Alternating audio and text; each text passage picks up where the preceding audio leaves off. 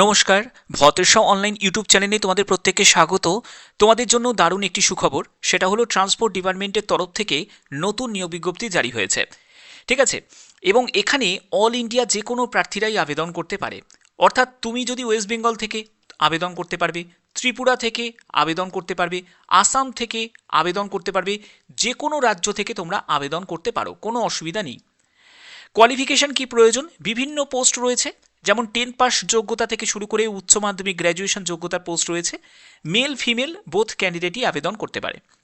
তো কিভাবে তোমাদের ফর্ম ফিল আপ করতে হবে? যেহেতু তোমাদের ফর্ম ফিল আপ স্টার্ট হয়ে গেছে, আজকে থেকে তোমাদের ফর্ম ফিল আপ শুরু হয়েছে, প্রত্যেকটি তথ্য আজকের ভিডিওর মাধ্যমে তুলে ধরবো।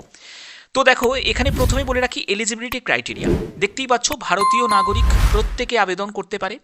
এডুকেশন, কোয়ালিফিকেশন, এজ, যা যা তোমাদের যোগ্যতা প্রয়োজন সম্পূর্ণ এখানে ডিপার্টমেন্ট ওয়াইজ কিন্তু ক্লিয়ার করা আছে। তোমাদের 28শে মার্চ, দেখতেই পাচ্ছ 28শে মার্চ হচ্ছে আবেদনের শেষ তারিখ। এর মধ্যেই তোমাদের আবেদন করতে হবে, এই ডেট হচ্ছে তোমাদের থাকছে। এই যে অফিসিয়াল পেজে ভিজিট করলাম, দেখতেই পাচ্ছ ডিএসএসবি, এখান থেকে তোমাদের রেজিস্ট্রেশন যে অপশান পাচ্ছ, ক্লিক ফর নিউ রেজিস্ট্রেশন, এই অপশানে তোমাদের সিম্পলি ক্লিক করে দিতে হবে। যখনই এই অপশানে ক্লিক করবে, প্রথমে দেখো তোমাদের এখানে নাম, নেম অফ অ্যাপ্লিকেন্ট, অর্থাৎ তোমার নামটাকে রি এন্টার করতে হবে। তারপর ডেট অফ বার্থটা বসাতে হবে। তারপরে তোমার ডেট অফ বার্থটাকে আবার রি এন্টার করতে হবে। তোমার ক্লাস 10-এর হচ্ছে রোল নাম্বার, সেই রোল নাম্বারটাকে আবার রিটাইপ করবে। তারপরে হচ্ছে তোমাদের ক্লাস 10 তুমি কোন ইয়ারে পাস করেছো, আবার তোমাকে এখান থেকে সিলেক্ট করে নিতে হবে। যে ইয়ারে তুমি পাস করেছো সেই ইয়ারটা তোমাকে এখানে সিলেক্ট করে নিতে হবে, ঠিক আছে। এরপরে হচ্ছে তোমার জেন্ডার, সেটাকে তোমাকে আবার সিলেক্ট করতে হবে। দেখো, মেল ক্যান্ডিডেট সিলেক্ট করলাম, আবার এখান থেকে আমি সিলেক্ট করলাম। তুমি যে জেন্ডার সেটা তুমি সিলেক্ট করে নেবে। ন্যাশনালিটি এখানে ইন্ডিয়ান দেয়াই আছে, ওকে। এরপরে হচ্ছে তোমার বাবার নাম, ফাদার নেম এখানে টাইপ করবে। তারপরে ফাদার নেমটাকে রিটাইপ করবে, মাদার নেম, তারপর আবার মাদার নেমটাকে রিটাইপ করবে। তুমি যদি একজন বিবাহিত পুরুষ বা মহিলা হয়ে থাকো, তাহলে স্বামী বা স্ত্রীর নাম এখানে উল্লেখ করবে, আবার সেটাকে আবার রিটাইপ করবে। মোবাইল নাম্বার খুবই দরকার, মোবাইল নাম্বারটা দিতেই হবে। তারপরে মোবাইল নাম্বারটাকে আবার রি এন্টার করবে, ইমেল আইডি দেবে, ইমেল আইডিটাকে আবার রি এন্টার করবে, এবং তোমার ওই মোবাইলে ওটিপি আসবে, ইমেল আইডিতে ওটিপি আসবে, গেট ওটিপি অপশানে ক্লিক করে সেটাকে ভেরিফাই করিয়ে নেবে। এরপরে হচ্ছে আধারের ডিটেলস। আধারের জন্য তোমাদের আইডি প্রুফ লাগবে। যদি আধার আইডি প্রুফ দিচ্ছ, তার জন্য ইয়েস করবে, না হলে তুমি এখানে নো করবে। তো এখানে অবশ্যই ইয়েসটাই রাখবে। তারপরে আধার নাম্বারটা বসাবে এবং আধার নাম্বারটাকে আবার রিটাইপ করবে। আধারে তোমার নাম, তোমার নামটাকে এখানে বসিয়ে দিলে, তারপরে আধার নামটাকে আবার তোমাকে এখানে বসিয়ে দিতে হবে, ঠিক আছে, টাইপ করতে হবে। এবার পাসওয়ার্ড তোমাকে একটা জেনারেট করতে হবে, তোমার মন পছন্দ মতো একটা পাসওয়ার্ড, এখান থেকে স্পেশাল ক্যারেক্টার, ঠিক আছে, নাম্বার, নিউমেরিক্স, তো তারপরে হচ্ছে তোমার অ্যালফাবেট ইউজ করে তোমাদের একটা পাসওয়ার্ড বসাতে হবে। আবার সেই পাসওয়ার্ডটাকে রি এন্টার করতে হবে। পাসওয়ার্ডটাকে অবশ্যই নোট ডাউন করে রাখবে, নাহলে ভুলে যাবে। তারপরে এই চেকবক্সে ক্লিক করবে এবং প্রিভিউ, দেখতে পাচ্ছ, প্রিভিউ করে তারপরে এই চেকবক্সে ক্লিক করে তোমাদের সাবমিট করতে হবে। তো এই হচ্ছে তোমাদের ডিটেলস, যেটা ফর্ম ফিল আপের একদম রেজিস্ট্রেশন প্রাথমিক প্রসেস তোমাদের দেখালাম।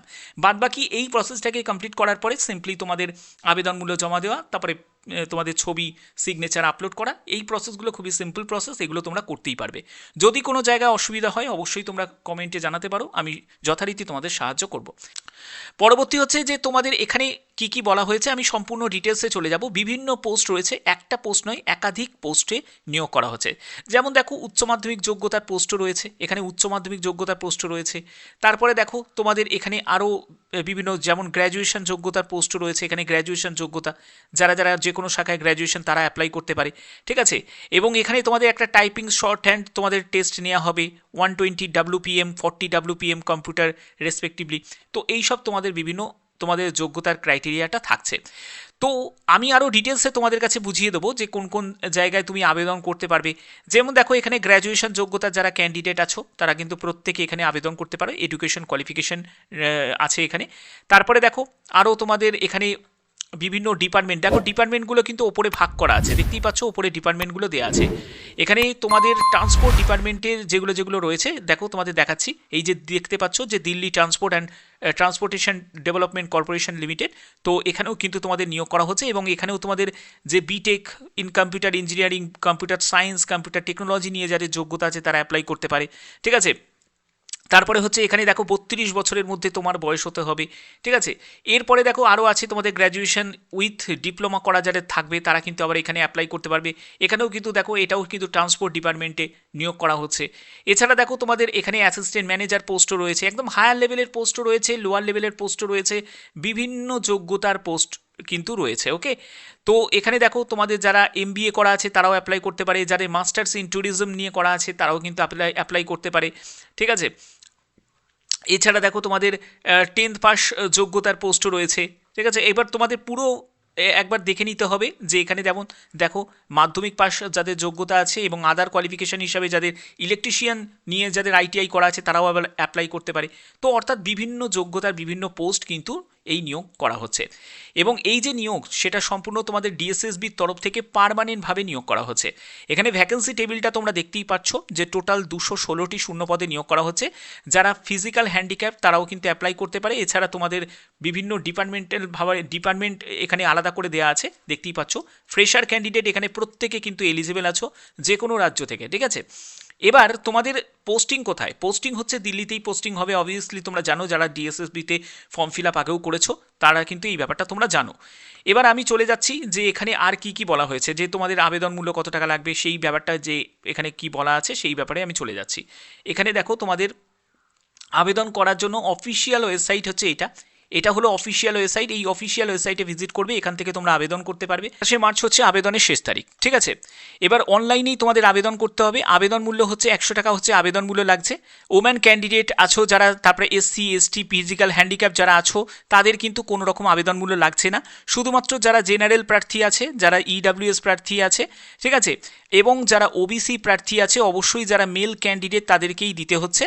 তো এই হচ্ছে তোমাদের সম্পূর্ণ ডিটেলসটা। ওকে, এবং তোমাদের এখানে সিলেবাসটা কেমন থাকবে দেখো। সিলেকশনের জন্য general awareness, general intelligence and রিজনিংয়ের ওপর, অ্যারিথমেটিকের ওপর, তারপরে হিন্দি একটা ল্যাঙ্গুয়েজের ওপর কম্প্রেনশনের ওপর, তারপরে ইংলিশ ল্যাঙ্গুয়েজ কম্প্রেনশনের ওপর তোমাদের 2 ঘন্টা সময় পাবে। 200 নম্বরে তোমাদের একটা পেপার থাকবে। ঠিক আছে, এবং তোমাদের এখানে দেখো তোমাদের পরবর্তী যারা টেকনিক্যাল ব্যাকগ্রাউন্ডে যারা মানে পরীক্ষা দেবে তাদের জন্য আলাদাভাবে তোমাদের সিলেবাস আছে। তো সিলেবাসটা অনেক বড়ই সিলেবাস রয়েছে, তোমরা একবার চেক আউট করে নিতে পারো অফিসিয়াল ওয়েবসাইটে ভিজিট করে। তোমাদের 0.25 হচ্ছে নেগেটিভ মার্কিং থাকবে। দেখো তোমাদের প্রতিটি প্রশ্নের মান হচ্ছে 1 করে। ঠিক আছে, 1/4 হচ্ছে নেগেটিভ মার্কিং।